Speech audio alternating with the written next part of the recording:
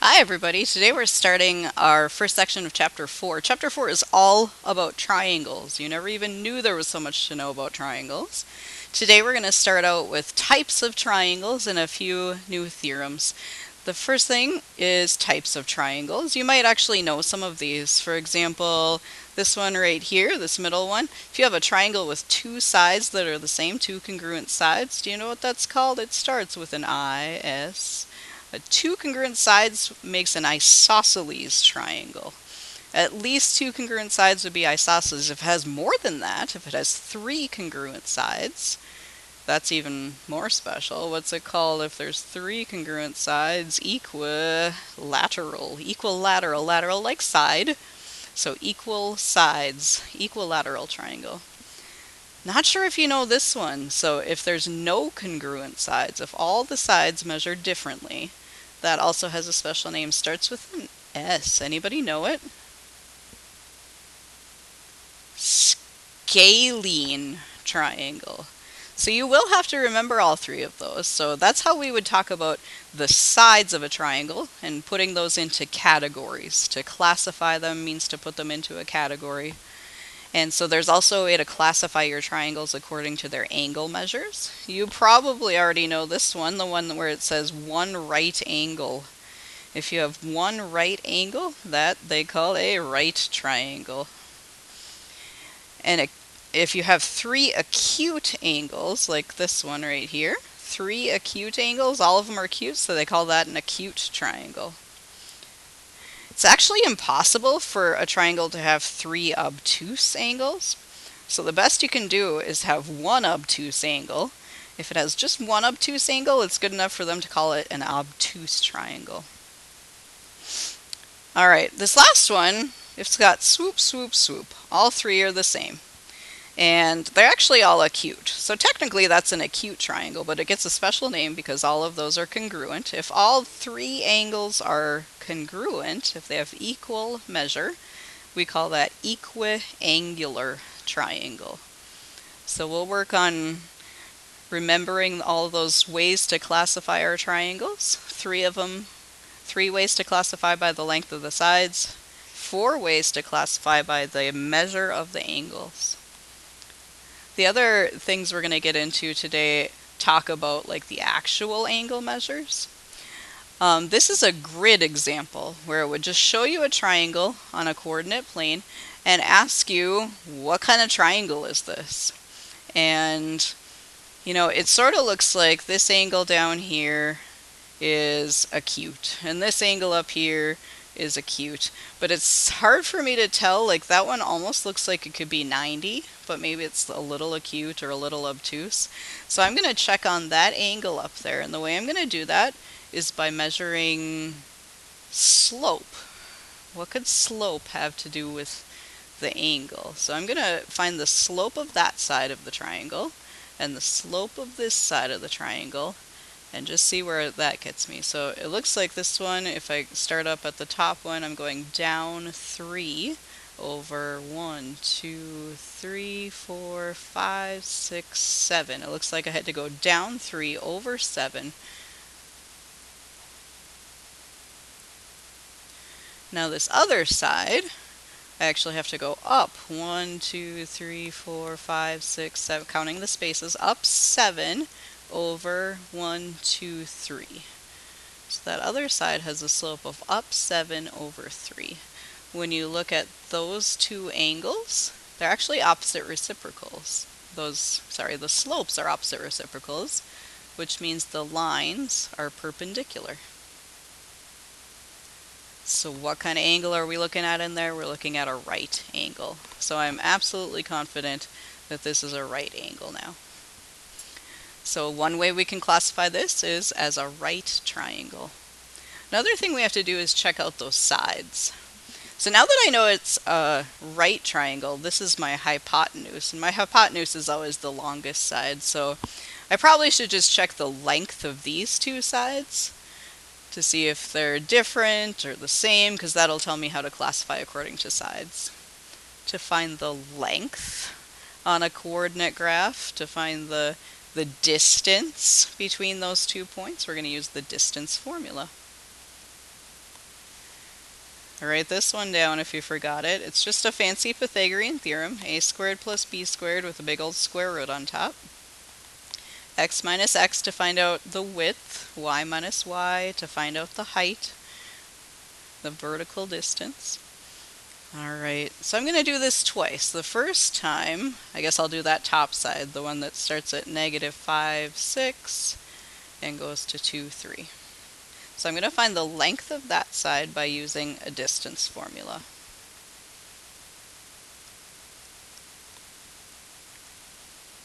So I'll do x minus x. The order really doesn't matter. -5 minus 7, -7 squared, positive 49. 6 minus 3, 3 squared is 9. So it looks like I'm coming out with square root of 58.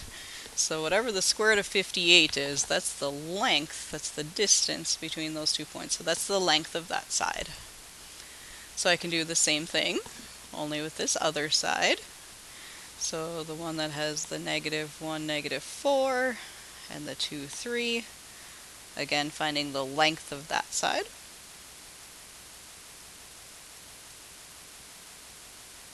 X minus x, y minus y. -3 squared, -7 squared. And I get the square root of 58.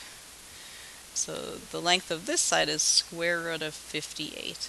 Like I said, I know that the hypotenuse is going to be longer than both of those. I could certainly do another distance formula, but I'm pretty confident that that's going to be bigger than the square root of 58. So I have two congruent sides. I've got a tick-tick, and I've got a right angle. Let's talk about what type of triangle this is. With the two congruent sides, isosceles.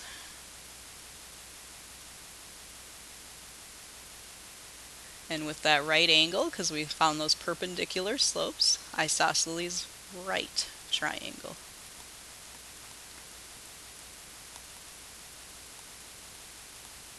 So it seems like a lot of work, but really it's nice to practice our slopes, nice to practice our distance formula, and then we also get to practice those new classifying words. Not too many of those problems. I think I have 2 on the assignment. The other 2 things, like I said, have to do with the angles in the triangle. So there's 2 theorems. This first one, probably you already know about it. It's called the Triangle Sum Theorem. It just says that if we take the 3 angle measures in a triangle and we add them up, the sum should be 180 degrees. Now I have something to show you. Now it's not a proof of the triangle sum theorem, but it's sort of a demonstration that I like. I could totally prove it. It's a theorem. Oh, I could prove it. But I'm going to show you this demonstration. So I have this lovely little triangle here. I think it's an obtuse scalene triangle. It doesn't matter what triangle though. And check out what I'm about to do to my nice little...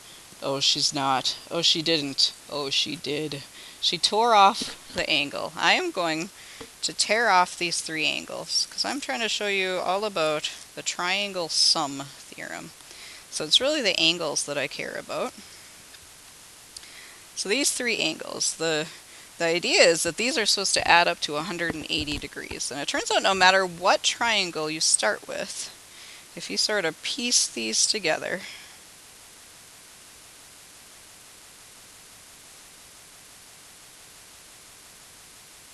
if you piece together the 3 angles of a triangle, it's always going to match up to make a perfectly straight line. And we all know that a perfectly straight line is 180 degrees. So that's just a demonstration that shows that those 3 angles on a triangle, if we added up the measures, we should get 180 degrees. So like I said, that's not a proof, but it's kind of a cool little demonstration of the triangle sum theorem. The problems you're going to be doing, sometimes they'll look like algebra problems. So we've got this triangle with a 3x, a 2x, and a 55. Pretty straightforward. We just have to know that those 3 angles add up to 180 degrees. From there, it's just straight out combined like terms algebra. Subtract 55 from both sides. That's 125. Divide by 5. And we get x equals 25. And the great thing about geometry problems is that you can always plug it back in. 2 times 25 makes a 50-degree angle. 3 times x equals 25 makes a 75-degree angle. If we add those up, what should we have? Looks like we've got 130 going on right here, plus another 50 is 180, just like I wanted. So I'm pretty sure I did that right. You've probably seen that one before. The second theorem is called the exterior angle theorem. An exterior angle, kind of a new thing maybe, if you took one of the sides of your triangle and you just extended it out like it was a ray, the exterior angle is this one out here, where one of the sides is the ray and one of the sides is another side of the triangle. So that's an exterior angle. And this exterior angle theorem just says an easy way to find the measure of that angle is to add up the measure of the two angles that aren't touching it, the two non-adjacent inside angles of that triangle.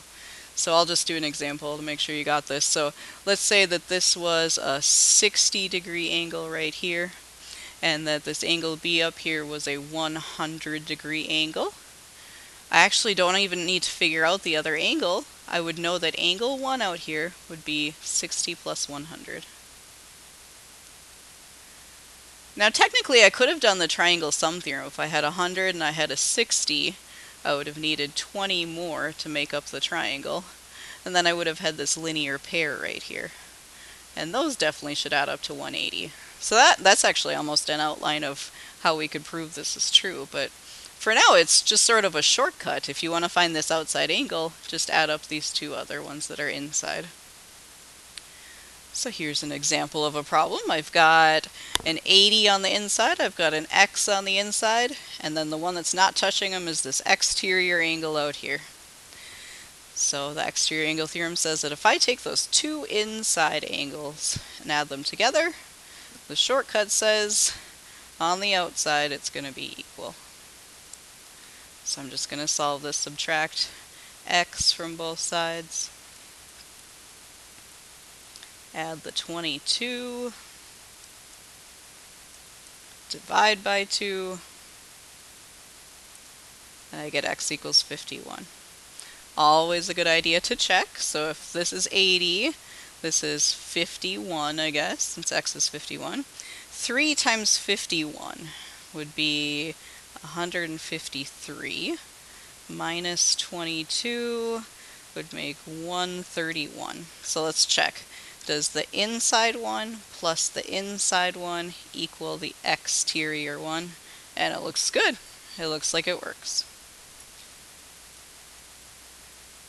This type of problem looks pretty complicated, but it's just kind of using everything that we've learned to come up with the missing angles. You know, you're going to have complicated diagrams whenever you're building something or arranging something. So we're going to probably want to start out here with these parallel lines, right? Do you see these nice parallel lines? Parallel lines can give us a lot of info about the angles. So the first thing I'm seeing is that 50-degree angle. I feel like I could draw that 50-degree angle as a transversal. Are you seeing it? So that 50-degree angle would be congruent to this angle 1 up here. Do you see how those are alternate interior? So that angle 1 would be a 50-degree angle. Okay, so maybe I'll go with the triangle sum theorem next. The triangle sum theorem just says that those three angles should add up to 180. So far I've got this 120 going on from the 50 and the 70. So I need to round that out. So I've got 50 and 70 is 120. I know I'm shooting for 180. That leaves me with 60 degrees for that little angle 3 down there. Maybe angle 2 next. I'm seeing these three angles sort of an angle addition postulate, those three angles would add up to 180 because we've got this straight line going on here. So far I've got the 50 and the 60. And I need 180. It looks like angle 2 is going to have to be 70 degrees. Does that make sense? So the 70, the 60, and the 50 make 180. I think that works. The last one we have to find is this angle 4. I can actually see two different ways to figure out angle 4. And I think I'm going to go with this way. Do you see how angle 4 is actually an exterior angle to this triangle?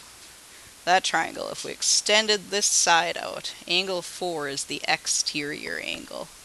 So I'm going to try out my new theorem. My new theorem says that these two inside angles should add up to equal this outside angle, right? So 80 plus 50.